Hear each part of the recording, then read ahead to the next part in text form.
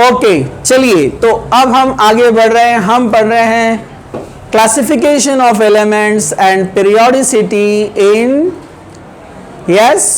Properties के elements का classification, और उसमें जो एलिमेंट्स है यानी उनकी जो पीरियोडिसिटी है, जो left to right top to bottom जो प्रॉपर्टीज चेंज होती है, उसके बारे में हम यहाँ पर क्या कर रहे हैं, डिस्कस। तो आज का हमारा पॉइंट है ionisation enthalpy, electron gain enthalpy and electronegativity. These are very important and fundamental properties और वेरी वेरी वेरी इंपॉर्टेंट। ये बात आपको थोड़ा ध्यान में रखना है, ठीक है। चलिए, तो हम एकदम बेसिक से जाएंगे। सब लोग जरा ध्यान से देखो यहाँ पर। फर्स्ट, आयनाइजेशन एंथैल्पी किसको कहते हैं? तो फॉर एग्जाम्पल यहां पर मैं लेता हूं ये सोडियम, एक सोडियम का न्यूक्लियस है, उसके अराउंड जो फर्स्ट शेल है उसमें होते हैं 2 इलेक्ट्रॉन, ये सभी आप जानते हैं। उसके बाद सेकेंड शेल हम लेते हैं यहां पर, जिसके पास इलेक्ट्रॉन होते हैं कितने, 8, कितना हो गया यहां पर 10, और एक शेल यहां पर बना देते हैं हम लास्ट में, और इसके पास इलेक्ट्रॉन है only 1। Okay, so this is called outer electron। क्या कहते हैं इसको, outer electron। तो इसको हम डिफाइन कैसे करेंगे? It is the amount of energy. अगर हमको इस इलेक्ट्रॉन को बाहर निकालना है, अगर इस इलेक्ट्रॉन को हमको बाहर निकालना है तो डेफिनेटली एनर्जी लगेगी, because electron is attracted by the nucleus. Electrostatic attraction, nuclear charge है वहां पर, plus proton minus electron, attraction से वो जुड़ा हुआ है। अगर उसको बाहर निकालना है तो एनर्जी ज्यादा चाहिए। स्ट्रक्चर ऑफ एटम में हमने पढ़ा है कि जैसे जैसे न्यूक्लियस से दूर जाता है इलेक्ट्रॉन, एनर्जी क्या होती है, बढ़ती है।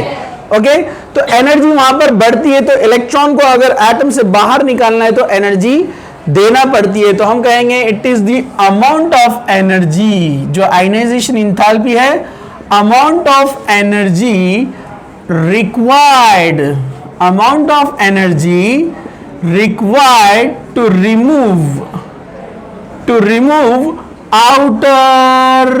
outermost loosely held electron from a gaseous neutral atom। किसी भी गैसियस न्यूट्रल एटम में से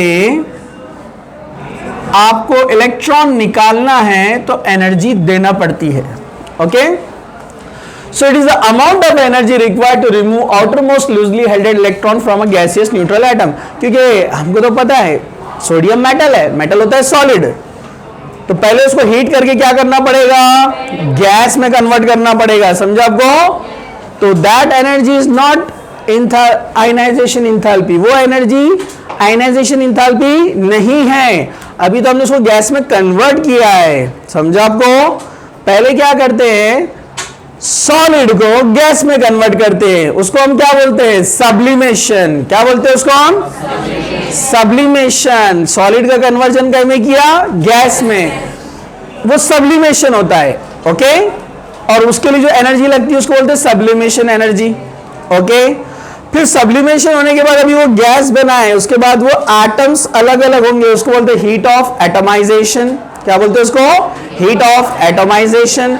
अब वो गैसियस एटम बन गया है। अब वो जब गैसियस एटम बन गया है, अब उसमें से इलेक्ट्रॉन निकालने के लिए जो एक्स्ट्रा एनर्जी आप लगाएंगे, that energy is called ionisation enthalpy. समझा आपको? तो कैसे डिफाइन करेंगे इसको आप? It is the amount of energy required to remove outermost loosely held electron from a gaseous neutral atom। ये होता है आयनाइजेशन एंथैल्पी। अब डेफिनेटली आप जरा ध्यान से इधर देख सकते हैं, मैंने यहाँ सोडियम का एग्जाम्पल दिया था, लेकिन हम एक छोटा सा एग्जाम्पल लेते हैं। हम लेते हैं लिथियम का एग्जाम्पल। तो लिथियम को आप यहां पर देखेंगे, लिथियम में जो फर्स्ट शेल है उसके पास इलेक्ट्रॉन यहां पर कितना है, 2, और सेकेंड शेल में उसके पास इलेक्ट्रॉन कितना है, 1। हम क्या लिखते हैं, 1s2 2s1। तो उसके पास ये लास्ट इलेक्ट्रॉन को निकालने के लिए जो एनर्जी लगेगी उसको हम कहते हैं यहां पर ionisation enthalpy. Okay, gaseous lithium में से इलेक्ट्रॉन निकालने के लिए एनर्जी आपको लगेगी आयनाइजेशन एंथैल्पी। ओके, अब चलिए हम जैसे जैसे आगे बढ़ रहे हैं, lithium, beryllium, boron, carbon, nitrogen, आगे जाते जा रहे हैं हम। So successively electrons are entering into the second shell. Electron second shell में ऐड होंगे ना। अब जब आएगा बेरिलियम तो क्या लिखना पड़ेगा? 1s2 2s2, boron 1s2 2s2 2p1, लेकिन ऐड कहां पर हो रहा है? सेकेंड शेल में। ओके, तो ऑर्डर हमको यह बताता है कि ऑर्डर होना चाहिए इस तरह से कि जितना एटम, अच्छा ठीक है, इलेक्ट्रॉन जब सक्सेसिवली इंटर हो रहे हैं सेकेंड शेल में तो डेफिनेटली इलेक्ट्रोस्टैटिक चार्ज बढ़ रहा है ना। अरे बढ़ रहा है, नहीं बढ़ रहा है? जैसे ये यहां पर लिथियम है और मैं यहां पर बनाता हूं किसको? फ्लोरीन को बनाता हूं मैं। फ्लोरीन को हम लेंगे यहां पर, तो फर्स्ट शेल में 2 इलेक्ट्रॉन है और सेकेंड शेल में अगर आप देखेंगे यहां पर उसके तो कितने इलेक्ट्रॉन मिलेंगे अपने को? 7 इलेक्ट्रॉन। तो 7 इलेक्ट्रॉन और अंदर प्रोटॉन भी कितने? 9। ये 2 इलेक्ट्रॉन और 7 इलेक्ट्रॉन, कितने इलेक्ट्रॉन? 9 इलेक्ट्रॉन और इनसाइड 9 प्रोटॉन। 9 प्रोटॉन और 9 इलेक्ट्रॉन में अट्रैक्शन ज्यादा होगा या 3 इलेक्ट्रॉन और 3 प्रोटॉन में अट्रैक्शन ज्यादा होगा? 9 इलेक्ट्रॉन 9 प्रोटॉन बराबर ज्यादा होगा ना। तो electrostatic charge left to right periodic table में क्या होता है? बढ़ता है, क्योंकि शेल नंबर तो नहीं बढ़ रहा है, शेल नंबर तो सेम है। समझा? जिसके वजह से कॉन्ट्रैक्शन होते जाता है। कल हमने देखा atomic size decreases, left to right atomic size decreases because electrostatic attraction increases. ठीक है, इलेक्ट्रोस्टैटिक अट्रैक्शन बढ़ रहा है इसलिए वो श्रिंक हो रहा है, नजदीक जा रहा है न्यूक्लियस के, क्योंकि नंबर ऑफ इलेक्ट्रॉन ज्यादा है। समझा आपको? नजदीक आने से उसका साइज कम हो गया। Definitely these electrons are closer to the nucleus, so it is very difficult to remove the electron. समझा आपको? तो यहां से इलेक्ट्रॉन को रिमूव करना क्या है? डिफिकल्ट है। इसलिए आप देखेंगे लिथियम का इलेक्ट्रॉन निकालने के लिए 1 मोल, ये 1 मोल के लिए रहता है, देखो किलो जूल पर मोल। पर मोल मतलब 1 इलेक्ट्रॉन नहीं निकाल रहे, कितने इलेक्ट्रॉन निकाल रहे हैं? 6.023 into 10 to power 23 इलेक्ट्रॉन। समझा आपको? तो 1 मोल लिथियम के इलेक्ट्रॉन अगर आपको निकालना है तो कितना एनर्जी लगता है? 520 किलो जूल पर मोल, 1 मोल के लिए। समझा आपको? लेकिन वही आप देखेंगे फ्लोरीन और नियॉन, इनका अगर इलेक्ट्रॉन निकालना है 1 मोल तो कितना एनर्जी है? 1681, बहुत ज्यादा है। समझा आपको? Why? Because as we move from left to right, atomic size going on decreasing, electrostatic attraction increasing, so difficult to remove the outer electron. समझा आपको? वो न्यूक्लियस के कंट्रोल में ना ज्यादा, उसको निकालना डिफिकल्ट है ना, इसलिए वहां एनर्जी क्या लगता है? ज्यादा। तो ऑर्डर शुड बी, ऑर्डर होना चाहिए था सबसे कम एनर्जी लिथियम को लगेगी क्योंकि उसके पास इलेक्ट्रोस्टैटिक अट्रैक्शन कम है ना, तो ये आसानी से निकल सकता है ना। तो ऑर्डर होना चाहिए लिथियम का एनर्जी सबसे कम, उससे ज्यादा किसको लगेगा? Beryllium, boron, carbon, nitrogen, oxygen, fluorine, neon. समझा आपको? बट आप देखेंगे यहां पर कुछ इर्रेगुलरिटीज है, एनॉमली बोलते हैं इसको, एनॉमलस, गैर मामूली। समझा आपको? तो यहां एनॉमलस, एक्सेप्शनल केस दिख रहे हैं कि बढ़ रहा था लिथियम से बेरिलियम, तो बेरिलियम से बोरॉन इधर आना चाहिए था, इधर क्यों चला गया? तो ये अब यहां पर हम देखते हैं। तो आप देखेंगे यहां 2 एक्सेप्शन दिख रहे हैं आपको। एक बेरिलियम के बाद देखिए 899 है ये, और ये 801 है, मतलब पहले आ गया। मतलब ऑर्डर क्या हो गया? ऑर्डर क्या हो गया? देखो, लिथियम के बाद बेरिलियम था, कौन आ गया? बोरॉन, फिर गया बेरिलियम, आगे फिर बात ठीक थी। कार्बन बराबर है कि नहीं है? ये कितना? 899। समझा आपको? ये 801 नीचे आ गया, अब 1086 फिर बढ़ गया। ठीक है, ये कार्बन तो आगे ही है यहां पर, नो प्रॉब्लम। फिर आगे बढ़े तो नाइट्रोजन भी आगे था, नो प्रॉब्लम। लेकिन अब नाइट्रोजन से कम हो गया, कौन? ऑक्सीजन। तो ऑक्सीजन आ गया पहले, फिर एक एक्सेप्शन और नाइट्रोजन चला गया आगे, फिर फ्लोरीन, फिर नियॉन। तो दो एक्सेप्शन यहां पर आपको दिख रहे कि बेरिलियम से पहले आ गया कौन? बोरॉन, दिखा, और ऑक्सीजन पहले आ गया नाइट्रोजन से, दिखा। ओके, तो ये आपको ध्यान रखना है ऑर्डर को। ये क्यों हुआ इसका हम एक्सप्लेनेशन अब यहां पर देखते हैं, सब लोग जरा ध्यान से देखिए। ओके, चलिए हम आगे बढ़ते हैं। यहां पर हुआ ये कि अगर आप इलेक्ट्रॉनिक कॉन्फ़िगरेशन देखेंगे किसका? बेरिलियम का और बोरॉन का। तो पहले बेरिलियम आता है तो हम पहले बेरिलियम लिखेंगे, beryllium 1s2 2s, yes 2s2, right. अब बोरॉन जो उसके बाद आता है 1s2 2s2 2p1। ओके, तो कम एनर्जी लगती है बोरॉन के इलेक्ट्रॉन को निकालने के लिए, ऐसा यहां पर हमको पता चला।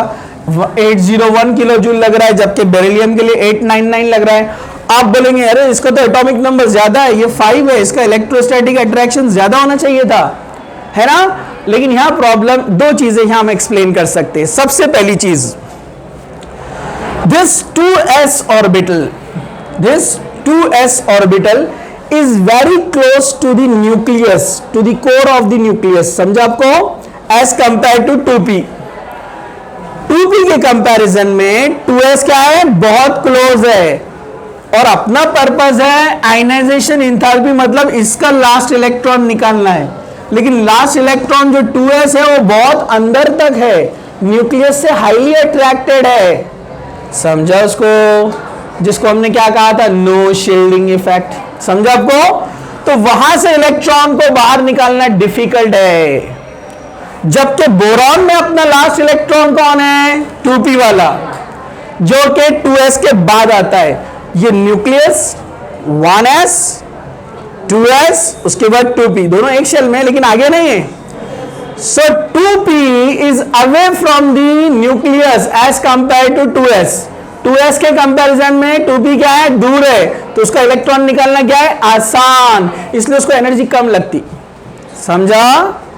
समझा? पॉइंट नंबर 2 बुक में नहीं दिया है। पॉइंट नंबर 2, अगर हम एक इलेक्ट्रॉन उड़ा देते हैं तो ये फुल फील्ड बन जाएगा ना, एक्स्ट्रा स्टेबिलिटी ऑर्डर, समझा आपको, हमने पढ़ा था ना। तो 2p का इलेक्ट्रॉन जब चला गया तो ये पेयर्ड में आ गए पूरे, और यहां पर क्या मिलेगा अपने को? Extra stability, because similarity in orbitals, similarity in orbitals. तो दोनों चीजें समझ में आ गई। First, 2s very close to the nucleus, difficult to remove electron, समझा आपको, but 2p is away from the nucleus, easy to remove electron, समझा। इसलिए ये एक्सेप्शन यहां पर आ गया, और ये आपको याद रखना है यहां पर। ओके, चलिए अब हम आगे बढ़ते हैं। फिर सब मामला बराबर चल रहा था, कार्बन, कार्बन के बाद ऑक्सीजन, नहीं नाइट्रोजन आना चाहिए था, लेकिन ऑक्सीजन पहले आ गया। यहां ऑक्सीजन दे रहा है 1314, और यहां नाइट्रोजन क्या दे रहा है? 1402, ज्यादा एनर्जी। फिर वही सेम प्रॉब्लम हम देखेंगे यहां पर कि नाइट्रोजन का एटॉमिक नंबर 7, ऑक्सीजन का एटॉमिक नंबर 8। अब अगर इलेक्ट्रॉनिक कॉन्फ़िगरेशन हम यहां पर देखते हैं तो इलेक्ट्रॉनिक कॉन्फ़िगरेशन क्या मिलेगा? 1s2 2s2 2p 7 है, 7 2p3, x में एक, y में एक, z में एक। इसको पॉज करेंगे, करो। चलिए आ जाइए अब यहां पर जरा ध्यान से देखिए। तो ये 1s2 2s2 2p3, x में एक इलेक्ट्रॉन, y में एक इलेक्ट्रॉन, z में एक इलेक्ट्रॉन। अगर इसको हम बनाते तो 1s2 2s2 2p4। अब ये 2p4 है तो x y z एक एक एक, और चौथा वाला क्या करेगा? पेयरिंग।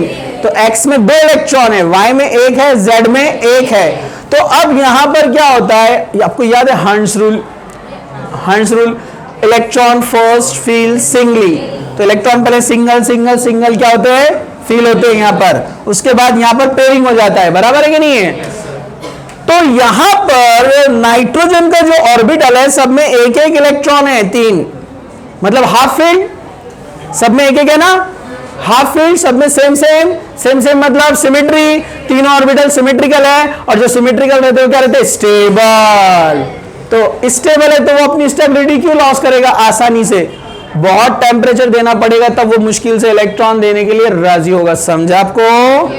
हाँ, लेकिन यहां आते हैं तो क्या है, x में 2 है, y में 1 है, z में 1 है, मतलब इनकम्प्लीट ऑर्बिटल, नॉट सिमेट्रिकल, एक में पेयर्ड है और 2 में अनपेयर्ड है, तो सिमेट्री लॉस हो गई, तो वो ऑलरेडी अनस्टेबल है, तो क्यों नहीं वो इलेक्ट्रॉन देगा, दे देगा आसानी से, समझा आपको, इसलिए उसका एनर्जी कम है, आसानी से इलेक्ट्रॉन निकल जाता है बाहर।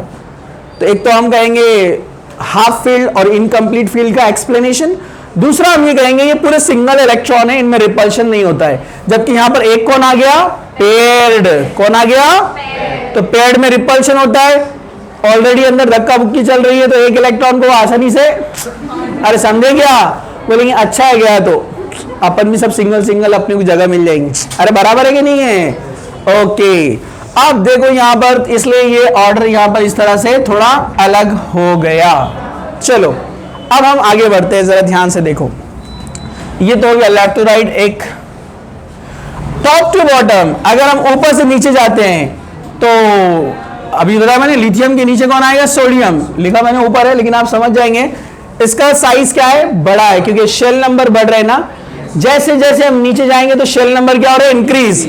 जैसे मैं यहां पर एक रफ बना देता हूं, ये है लिथियम, ये इसके पास है 2 शेल, जबकि आप सोडियम के पास जाएंगे तो सोडियम के पास कितने शेल है, यस 3 शेल्स, 1 2 3, इधर 1 2 2 ही शेल है। तो आप देखेंगे इसका एनर्जी 520 किलो जूल है पर मोल, जबकि यहां पर आप देखेंगे इसका एनर्जी कितना है, 496, कम है ना, कम है, मतलब आसानी से आप इलेक्ट्रॉन निकाल सकते, क्यों नहीं निकाल सकते, जब उसका शेल साइज बड़ा है तो न्यूक्लियस से इलेक्ट्रॉन काफी दूर है ना, जिसको निकालना है अपने को, तो इलेक्ट्रोस्टैटिक अट्रैक्शन वीक होगा और शील्डिंग इफेक्ट ज्यादा होगा। शील्डिंग इफेक्ट बताया मैंने तो आपको कि electron protecting itself from the nucleus, वो अपने आप को न्यूक्लियस से दूर कर रहा है, तो जितने इलेक्ट्रॉन दूर होते हैं शील्डिंग इफेक्ट ज्यादा होता है, अट्रैक्शन कम है, कोर से दूर है, बहुत सारे रीजन बता सकते हैं हम यहाँ पर। इसलिए जितना शेल का साइज यानी जितना एटम का साइज बढ़ेगा, लास्ट इलेक्ट्रॉन को निकालना उतना आसान है, समझा आपको। इसलिए हम बोलेंगे टॉप टू बॉटम। अच्छा, लेफ्ट टू राइट जनरल को, ये एक्सेप्शनल छोड़ दो अभी, लेफ्ट टू राइट क्या हुआ, left to right in periodic table ionisation enthalpy increases because size decreases, so difficult to remove last electron, समझा आपको। and top to bottom atomic size increases, so ionization enthalpy decreases। देखो 374 आ गया, 5 से 374, आसानी से electron निकाल सकते हैं हम, क्योंकि सेल साइज यानी एटम का साइज क्या है, बड़ा है, इलेक्ट्रॉन न्यूक्लियस से बहुत दूर है, आसानी से निकाल सकते हैं, समझा आपको। ओके, ये हुआ आयनाइजेशन इंथैल्पी। इसमें एक पॉइंट और ऐड करता हूं मैं, जरा ध्यान से देखिए आप। एक होता है फर्स्ट आयनाइजेशन इंथैल्पी और दूसरा होता है सेकंड आयनाइजेशन इंथैल्पी। मैं लिख सकता हूं यहां पर, चलेंगे। ओके, अब देखो यहां पर फर्स्ट, अगर x एलिमेंट है, कोई भी इनमें से एक x एलिमेंट, और ये इलेक्ट्रॉन लॉस करता है तो बन जाता है x प्लस इलेक्ट्रॉन, उसने एक इलेक्ट्रॉन लॉस किया है, समझा आपको। जब भी कोई एलिमेंट एक इलेक्ट्रॉन लॉस करता है तो उस पर चार्ज क्या आता है, प्लस, कल देखा हमने। ओके, अगर ये x प्लस एक इलेक्ट्रॉन और लॉस करता है तो x2 प्लस और एक इलेक्ट्रॉन चला गया, समझा आपको। तो डेफिनेटली ये तो हमने पहले बताया था कि न्यूट्रल एटम से प्लस वाले का साइज क्या होता है, कम, और इलेक्ट्रॉन लॉस करेगा तो और कम, ठीक है, ये तो नो प्रॉब्लम। अब ध्यान से यहां पर देखो, यहां पर फर्स्ट इलेक्ट्रॉन निकालना आसान है, लेकिन जब आप सेकेंड इलेक्ट्रॉन लेने जाएंगे तो डेफिनेटली वो जो ऑर्बिटल है अब न्यूक्लियस से क्या है और करीब, तो एनर्जी अप्रोक्सीमेट डबल लगती है। सो सेकेंड आयनाइजेशन इंथैल्पी का मतलब है सेकेंड इलेक्ट्रॉन निकालने के लिए एनर्जी, समझा आपको। So second ionisation enthalpy, second delta IH always greater than first delta IH, समझा आपको। तो हमेशा second ionisation enthalpy almost double रहती है फर्स्ट के, क्योंकि लास्ट वाला इलेक्ट्रॉन निकालना आसान है, अब सेकेंड लास्ट निकालेंगे तो न्यूक्लियस से और क्लोज है ना, समझा आपको। तो सेकेंड आयनाइजेशन इंथैल्पी ज्यादा होती है, थर्ड और ज्यादा, वो उसका डबल। अगर 1000 लग रही है अपने को एक इलेक्ट्रॉन निकालने के लिए एलिमेंट में से, तो अप्रोक्सीमेट 2000 लगती है सेकेंड इलेक्ट्रॉन निकालने के लिए, और अप्रोक्सीमेट थर्ड इलेक्ट्रॉन निकालने के लिए 4000, उसका डबल हो जाती है। अप्रोक्सीमेट, हाँ, कम ज्यादा हो सकती है। Okay, so this is about ionisation enthalpy, amount of energy required to remove outermost loosely helded electron. चलिए अब हम आगे आते हैं, यहां पर जरा ध्यान से देखिए आप। अगर मैं यहां लिखता हूं फ्लोरीन, तो हम क्या बोलते हैं, fluorine first shell 2 electron, second shell 7 electron. ये अपनी ऑक्टेट कंप्लीट करने के लिए इलेक्ट्रॉन ले सकता है ना, ऐड हो सकता है इसके अंदर, बन जाएगा 7 से ही क्या बन जाएगा 8, राइट। ओके, तो फ्लोरीन लास्ट वाले इलेक्ट्रॉन लिख रहा हूं मैं, 1 2 3 4 5 6 7 प्लस इलेक्ट्रॉन ऐड किया है, अब ये बन गया है 1 2 3 4 5 6 7 8, माइनस चार्ज, इलेक्ट्रॉन ऐड हुआ तो माइनस, इलेक्ट्रॉन लॉस हुआ तो प्लस, अब यहां माइनस चार्ज आ गया है।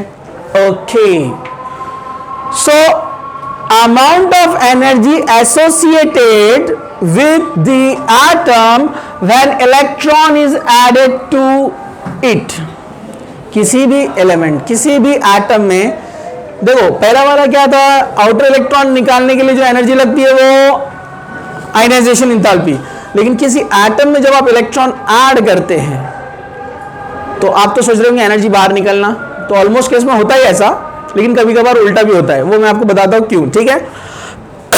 सिंपल तो लॉजिक है, इलेक्ट्रॉन निकालना है तो एनर्जी देना पड़ती है, और इलेक्ट्रॉन ऐड होगा तो एनर्जी निकलेगी, होता है ऑलमोस्ट केसेस में, लेकिन कुछ एक्सेप्शन भी है, मैं आपको बताता हूं। अब जरा आप लोग यहां ध्यान से देखिए, हम इसलिए उसको इलेक्ट्रॉन गेन नहीं बोल रहे, हालांकि यहां पर इलेक्ट्रॉन ऐड हो रहा है, इलेक्ट्रॉन गेन है एंथैल्पी, लेकिन हम यहां पर ये नहीं कहेंगे कि एनर्जी रिलीज हो रही है, हम क्या बोलेंगे, it is the amount of energy associated when an electron is added to gaseous neutral atom, समझा आपको। अमाउंट ऑफ एनर्जी हम एसोसिएट बोल रहे, निकल रही नहीं बोल रहे, हम रिलीज नहीं बोल रहे, जैसे यहां ऐड बोल रहे थे ना, समझा आपको, यहां एनर्जी देना पड़ती है, तो यहां निकल रही नहीं बोल रहे हम, ये आप पॉइंट को अच्छे से ध्यान में रखो, ठीक है। So amount of energy associated when an electron is added to gaseous neutral atom, एक गैसियस न्यूट्रल एटम में इलेक्ट्रॉन जब ऐड होगा, या तो एनर्जी यहां से रिलीज होगी या तो ऐड होगी, दो में से कोई एक हो सकता है, लेकिन ऑलमोस्ट केस में क्या होती है, एनर्जी रिलीज होती है, जिसको हम यहां प्लस साइन से बताते हैं, प्लस साइन मतलब चले गई उतनी, समझा क्या। ऐसे क्या कहेंगे, एग्जाम्पल ऐसे समझो, फ्लोरीन का एनर्जी एग्जाम्पल, जैसे यहां पर एनर्जी है, एक ग्राफ ले लेते हैं हम, एग्जैक्ट वैल्यू तो है नहीं, यहां पर 1000 है, इलेक्ट्रॉन ऐड हुआ 100 चले गई, कितनी बची, इसके अंदर 900 है ना, और बाहर कितनी निकली 100, लेकिन इक्वेशन बैलेंस करने के लिए प्लस लिखना पड़ेगा ना, समझा आपको। तो 1000 900 प्लस 100 दोनों बैलेंस हो गए, तो जब भी एनर्जी रिलीज होती है तो उसको प्लस साइन से शो करते हैं, समझो आपको। फॉर एग्जांपल, एक ऐसा रिएक्शन हुआ जिसमें इलेक्ट्रॉन तो ऐड हुआ लेकिन आसानी से ऐड नहीं होता है, उसका एग्जांपल है नोबल गैसेस, ये देखो प्लस में वैल्यू दिया, देखो यहां पर। अब आप बोलेंगे अभी तो बोले आपने ये प्लस में लिखते, माइनस में कैसे आया, क्यों, मैं आपको बताता हूं। इसी को जैसे डायरेक्ट एग्जांपल ले लेते हैं हम, यहां पर ये ऐसा क्यों लेते हैं, यहां दिया ना, फ्लोरीन का कितना है -328, तो इस इक्वेशन को हम ऐसे लिखते हैं, फ्लोरीन का 1 मोल लिया, उसमें 1 मोल इलेक्ट्रॉन ऐड किया, तो ये बन गया फ्लोरीन माइनस, और इतना एनर्जी अपने को मिला प्लस 328। समझा? इक्वेशन में जब लिखेंगे तो क्या लिखेंगे? प्लस 328 एनर्जी गया, मतलब इसमें एडिशन बताना पड़ेगा ना आपको। लेकिन इसी को जब हम थर्मोडायनेमिक वे में लिखते हैं, थर्मोडायनेमिक वे में जब थर्मोडायनेमिक आएगा तब बताऊंगा। फ्लोरीन है, 1 मोल इलेक्ट्रॉन लिया, ऐड कर दिया, ये बन गया F माइनस, हो गया इक्वेशन। एनर्जी शो नहीं किया यहां पर। अब एनर्जी को अलग से शो कर रहे हैं अपन, डेल्टा Eg। H का वैल्यू क्या है किसी ने आपसे पूछा, तो जो निकली तो माइनस में बताना पड़ता ना, रिमूव हुई। तो यहां पर क्या लिखते हैं? -328। समझा आपको? जब एक्सप्रेशन करना पड़ता है, अपने को बताना पड़ता है कि जो एनर्जी गई है, तो क्या बोलेंगे? -328, इतनी रिमूव हुई है। लेकिन बैलेंसिंग में जब लिखेंगे तो क्या लिखेंगे? +328, क्योंकि अपने को इक्वेशन बैलेंस करना है। समझा आपको? समझा क्या नहीं? अरे बोलो ना। हाँ, बैलेंसिंग के लिए बोल रहे हैं अपन, यहां प्लस बताना पड़ता है। लेकिन जब आप रिमूव हुआ बोले तो क्या रहेगा? Minus, remove. अब मैंने कहा ना, हम ऐसे क्यों बोल रहे हैं? एसोसिएट, डायरेक्ट ऐसे क्यों नहीं बोल रहे हैं energy release when electron is added? तो ये जरूरी नहीं है। क्यों? उसका एग्जांपल बाजू में जो हेलियम देखो, हेलियम या नियॉन लेंगे अपन, ये अपना अच्छा पहचान का है, नियॉन को लेंगे। नियॉन, नियॉन के पास 8 इलेक्ट्रॉन कंप्लीट है ना? बोलो ना। 2,8 2,8 हो गया। लास्ट शेल में इलेक्ट्रॉन 1 2 3 4 5 6 7 8, उसके पास पूरे 8 इलेक्ट्रॉन है। वो अपनी जिंदगी में मुतमईन है, उसे किसी चीज की जरूरत नहीं है। पता है ना आपको? अल्लाह के रसूल ने फरमाया कि वो शख्स कामयाब हो गया, सक्सेसफुल पर्सन, जिसको बराबर सराबर रोजी दी गई, मॉडरेट लाइफ, जितना चाहिए उतना मिल जाता उसको, और वो उस पर मुतमईन हो गया, सेटिस्फाइड, तो वो शख्स सबसे बड़ा सक्सेसफुल है। वरना इंसान की ख्वाहिशात कभी रुकती है क्या? अल्लाह के रसूल ने फरमाया, इंसान की ख्वाहिशात ऐसी है कि उसका मुंह कब्र की मिट्टी के अलावा कोई चीज़ भर नहीं सकती। उसको अगर एक दुनिया दे दी जाए पूरी सोना चांदी भरकर, गोल्ड की, तो पता है वो क्या बोल देगा? ऐसी दूसरी भी मिलती तो अच्छा रहता था। समझे आपको? ये ह्यूमन नेचर है। लेकिन अल्लाह के रसूल ने फरमाया कि इनमें भी कुछ एक्सेप्शनल लोग हैं जो सक्सेसफुल है आखिरत के हिसाब से, डे ऑफ जजमेंट के हिसाब से, जिनको जब लिमिटेड कुछ मिल जाता है, जितना जिसमें उनको गलत काम करना नहीं पड़ता है, हलाल तरीके से कमाते खाते रहते हैं। कहा कि ये सक्सेसफुल लोग हैं। बराबर सराबर रोजी भी मिलना और उस पर सेटिस्फाइड भी होना। समझा आपको? चलिए, तो ये अपना वैसे नियॉन क्या है? सेटिस्फाइड है। लेकिन अपन जबरदस्ती बोल रहे हैं उसको, तुम एक इलेक्ट्रॉन लो। क्या बोल रहे हैं अपन? एक इलेक्ट्रॉन लो। बोलेंगे भाई क्यों? मैं स्टेबल है ना, तो फिर भी जबरदस्ती दे रहे अपन, तो वो लेता ही नहीं है। तो ऐसे केसेस में जहां पर स्टेबल है ऑलरेडी एटम और इलेक्ट्रॉन ऐड करने की जरूरत पड़ रही है आपको यहां पर, तो यहां एनर्जी देना पड़ती है। समझा आपको? एनर्जी देना पड़ती है, तो वो बनेगा Ne माइनस। बहुत मुश्किल से स्टेबल होता है, ये होता ही नहीं है स्टेबल, अनस्टेबल है, उसमें एनर्जी ज्यादा होती है। तो हम क्या बोलेंगे यहां पर? माइनस में वैल्यू प्लस, सॉरी माइनस में 116। समझा आपको? यहां एनर्जी ऐड करना पड़ी, तो हम इसको क्या बोलेंगे? एंडोथर्मिक। जहां एनर्जी ऐड करना पड़ती क्या रहता? और ऊपर वाला केस क्या था? एक्सोथर्मिक। एनर्जी बाहर निकल रही है, इक्वेशन में तो प्लस में है लेकिन माइनस बता रहे, मतलब एक्सोथर्मिक, बाहर निकाल रहे हैं हम इसको। और यहां इसको इक्वेशन में लिखना रहा तो आप कैसे लिखेंगे? एनी, दिख रहा है? Okay, electron any minus. ये जल्दी से अटेंड नहीं होता है, ये हम जितना आसानी से लिख रहे हैं ना, लिखने के लिए अच्छा है। डेल्टा EgH कितना आएगा? बोलो बोलो, +116, जैसे वहां लिखा हुआ है। तो नोबल गैसेस में प्लस में होती है बहुत मुश्किल से। तो जो स्टेबल एटम्स है वो आसानी से इलेक्ट्रॉन नहीं लेते, उसको एनर्जी देना पड़ती। लो जबरदस्ती, ये पैसे रखो हमारी तरफ से, रखो तुम। बोलता नहीं होना मेरे, बोलता रखो रखो, 500 रुपए निकाल के ऐसे अलग से। समझा क्या आपको? एनर्जी देना पड़ती है। ओके, तो ये भी आपको समझ में आ गया, नो प्रॉब्लम। अब यहां पर कुछ कंपैरिजन, थोड़ा लेक्चर ज्यादा जा रहा है लेकिन देख लो। यहां पर आप जरा ध्यान से देखिए, ये है फ्लोरो क्लोरो और ये है ऑक्सीजन और सल्फर।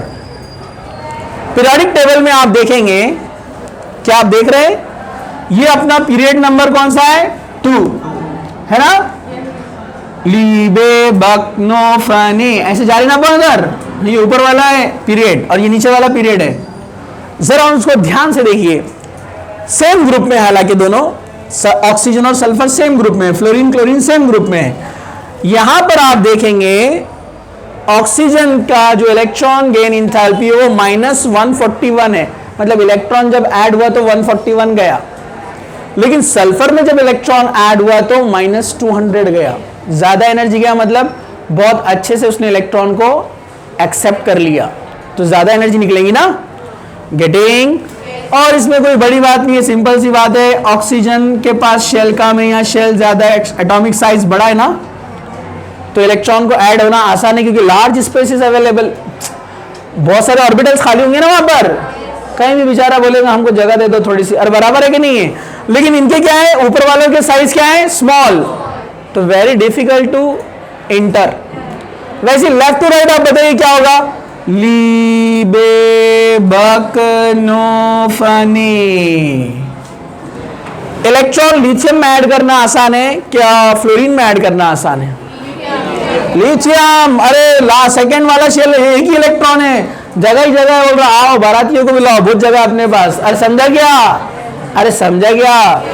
और फ्लोरीन के पास आएंगे तो फ्लोरीन बोलेगा अरे भाई 7 इलेक्ट्रॉन है, एक ही जगह बची है, आठ ही रहते हैं यहाँ पर, बड़ी मुश्किल से इलेक्ट्रॉन को दाखिला मिलेगा, समझा। तो आसानी से कहां पर होगा, यहां पर। तो ऑर्डर अगर आपने लिखा तो आयनाइजेशन इंथैल्पी इजीली अपने को मिलेगा यहां पर, ऐसे, समझा। और ऑक्सीजन से नीचे जा रहे तो डिक्रीज, सल्फर में आसानी से होगा, नीचे जा रहे तो आसानी से नीचे होने वाला है, समझा आपको। तो लेफ्ट, इधर जैसे आयनाइजेशन इंथैल्पी था, left to right ionisation energy increases, इधर left to right opposite process है ना। हाँ, कुछ एक्सेप्शन आएंगे जहां प्लस में मिलता है, मैंने बता दिया ना आपको, वो आप ऑर्डर बना सकते हैं, नो प्रॉब्लम। तो हम इलेक्ट्रोनेगेटिविटी भी लेना चाह रहे थे लेकिन अभी हम नहीं लेते, इसके क्वेश्चन जब आपको मिलेंगे तो प्रैक्टिस हो जाएंगी आपकी। तो हम इलेक्ट्रोनेगेटिविटी को नेक्स्ट लेक्चर में लेते हैं क्योंकि टाइम ज्यादा हो गया है, ठीक है, ओके।